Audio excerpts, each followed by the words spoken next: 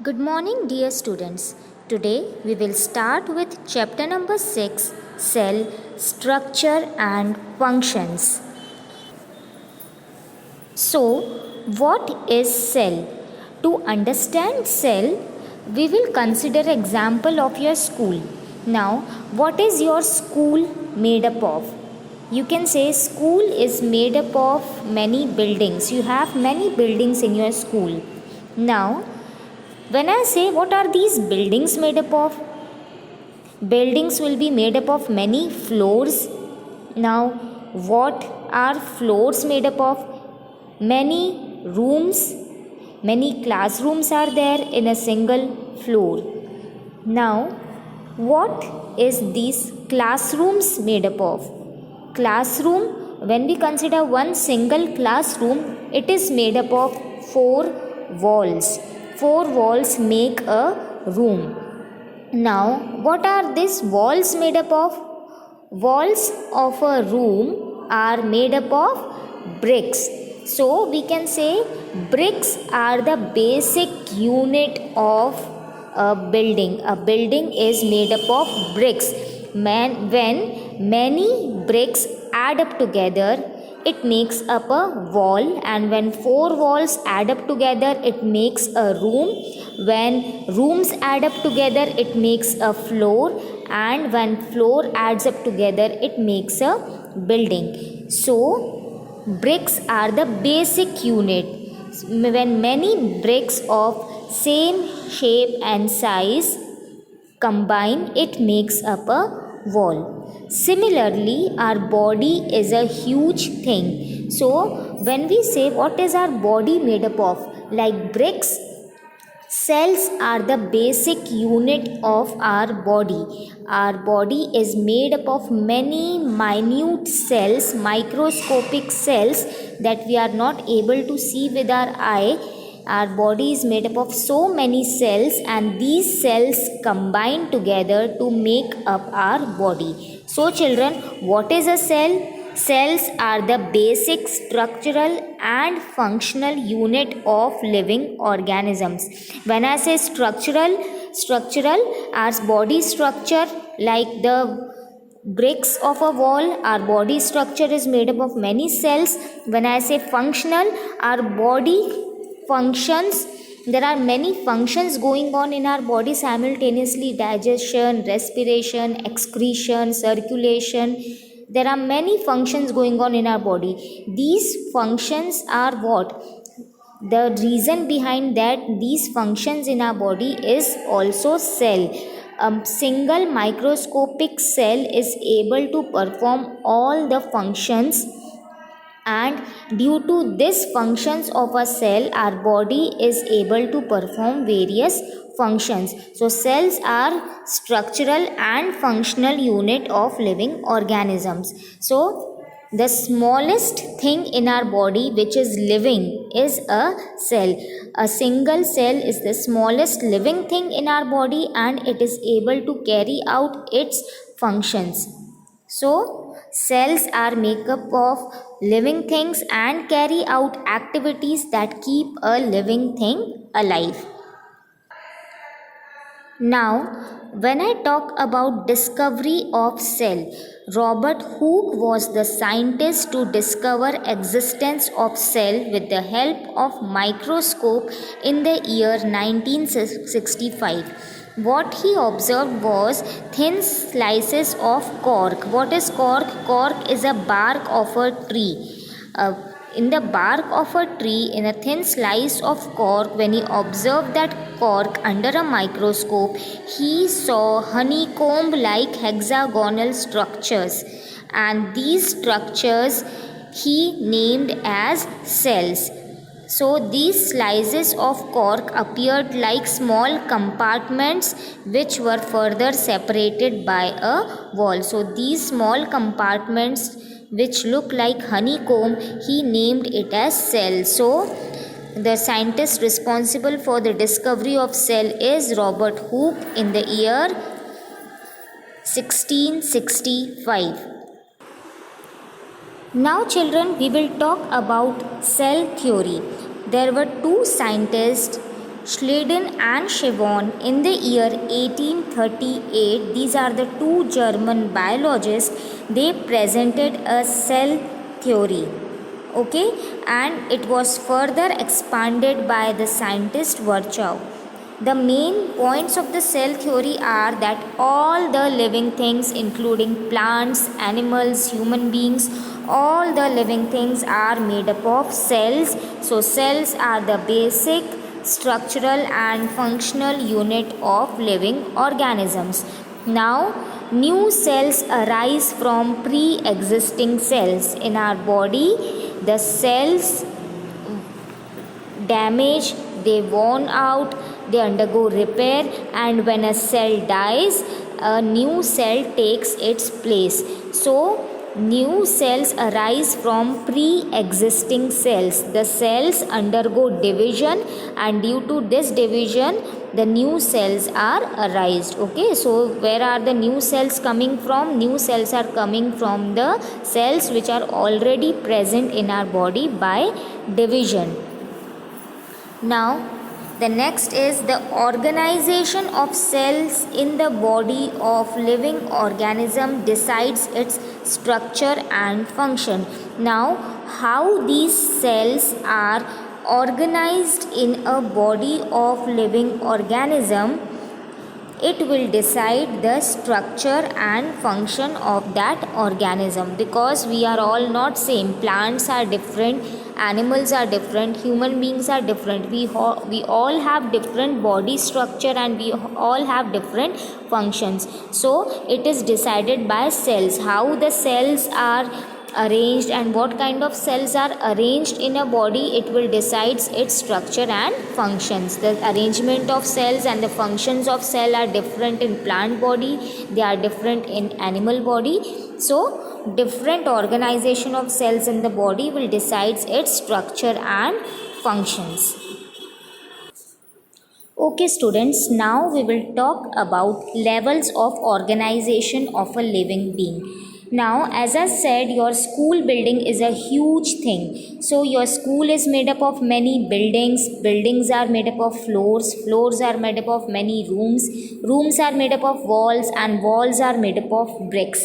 Similarly, our body is a huge thing. The smallest thing in our body is a cell. Now, many cells which are similar in structure and functions, they all combine together to form a tissue. So what is a tissue? They are a group of similar cells that perform specific functions. So all the cells which are similar in structure and function, they will combine together in a group and they will make a tissue, and tissue will have some one specific functions. In that means in a tissue all the cells will perform one specific functions. Now similarly all the tissues, they will group together and form a organ. So what is a organ? Group of different tissues, means different tissues combining to form a group, and these tissues combine and forms an organ. Example are liver, our kidney, stomach, these all are organs. Now these organs group together, combine together to perform a specific function. So organs group together to perform a specific function and form a organ system. Organ system means our digestive system, circulatory system, nervous system, etc. For example, when I talk about digestive system, what are the organs of digestive system? Our mouth, food pipe, stomach, intestines, anus, these all are organs. These all organs combine together and perform one specific function for our body, that is for digestion. Similarly, our nose, windpipe, lungs, these all combine together and perform one specific function for our body, that is for respiration. So respiration, digestion, excretion, these all are organ system. So different organs group together to perform one specific function and it forms our organ system, and this organ system combine together to form a complete organism. So a complete organism in one single living being, there are many organ systems going on, that is digestive system, respiratory system, circulatory system, reproduction system, etc. So these all organ system combines to form a organism. So a complete organism is made up of an organ system, which in turn are made up of different organs. Organs are made up of tissues and tissues are made up of cell. So cells are the smallest unit of life. You might also have heard about atom. What is the difference between atom and cell, children?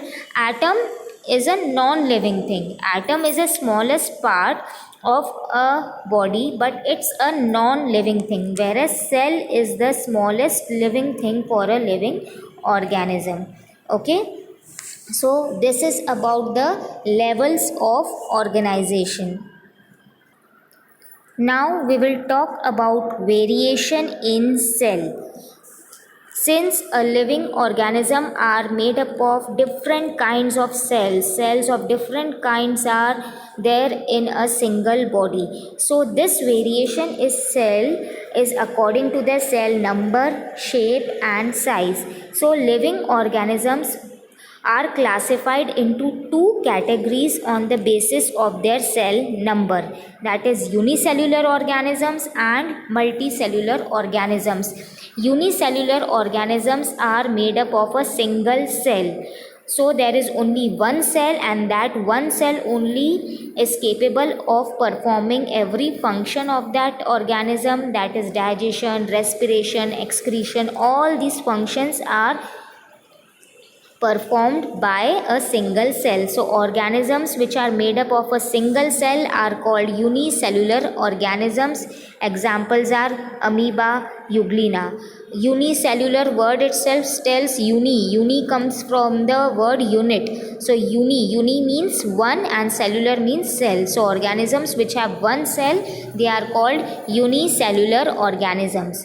And the organisms which consist of more than one cells, they are called multicellular organisms. Example, earthworm, human beings, we are all made up of more than one cells of our body. So in a unicellular organisms, one single cells carries out all the functions, and that of death of that one cell leads to the death of the organisms also. So unicellular organisms will not show any levels of differentiation. That means they will not have tissue, organ systems and so on.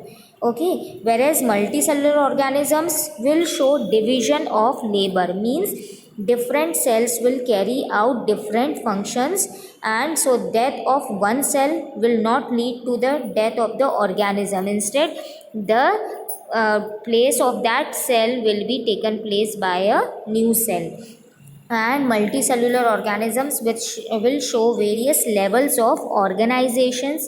That means they will show tissue, organ system and so on. When I talk about multicellular organisms show division of labor, that means when there are many members in your family, a single person does not do all the work. There is division of labor, there is work division. All the duties are allotted to all the members of the family so that the family runs on smoothly. Example, when there are 2 to 3 women in a house, okay, so it is decided that lunch will make one woman, dinner will make one woman, breakfast will make one woman, so that none of the person will feel burdened, and the division of work is there, equal division of work. Okay, similarly the gents look for the outside work, they do the work outside the house. Okay, one will take care of the market, one will take care of the medicines and all. So there is division of labor between different members of the family, so that a family runs on smoothly. Similarly, in a multicellular organisms, many cells are there, so there is division of labor. That is, one particular cells will combine to form tissue, organ and organ system, and they will do a different function like a digestion. Another will combine to form different organ system, say respiration, they will take care of the respiration part. Another organ system will take care of the reproductory part. So different cells combine to form different organ system, and they perform different functions of a body, so that a body runs on smoothly. So there is division of labor in multicellular organisms. Now I talk about cell shape. The shape of a cell is also different in different organisms also, and in the same organism. When we talk about human body is also made up of different types of cells which have different shapes. Some are oval, some are cuboidal, some are polygonal, some are rectangular. Some, like our skin, has thin flat rectangular cells which does not have any intercellular space. Intercellular space means cells, space between the cells. Our skin has thin flat cells and these cells are attached to one another so closely that there is no space between the cells. Okay, our nerve cell, the cells, nerve cells are called neurons. They are elongated. Elongated means they are long shape, ribbon shaped, and they are branched and thread like. Okay, and some cells are there which do not have a definite shape. The shape keeps on changing. For example, amoeba. The shape of amoeba keeps on changing. Okay, and the projections given out by amoeba, when the shape keeps on changing, the amoeba forms a projections, and these projections are of various length, and these are called pseudopodia. The word pseudo means false and podia means feet. So false feet, that means why it is called false, because it is not real. It will keep on changing, it will vanish away, and another this at another place a pseudopodia will arise in the amoeba body. So it's a false feet. In human body also, white blood cells, they keep on changing its shape. Now when we talk about cell size, so cell size is also different. Okay, in an organism. So the smallest cell is pplo. The full form is Pleromnemonia. Okay, so it is the smallest cell. In your book, a table is given in the variation in cell size. So the largest cell in the world is egg of ostrich, and largest cell in human body is neuron. Now when we talk about smallest one, so smallest cell in human body is RBC, and the smallest cell in the world is PPLO. Full form is Pleuropneumonia like organism, PPLO. Okay, it is the smallest cell in the world. Okay, so this is about variation in cell. When we talk about variation in cell, we have three categories according to the number of cell, according to the shape of cell, and according to the size of cell. Okay, so this is all about today, children. We will continue further this chapter in our next video. Till then, take care. Bye bye.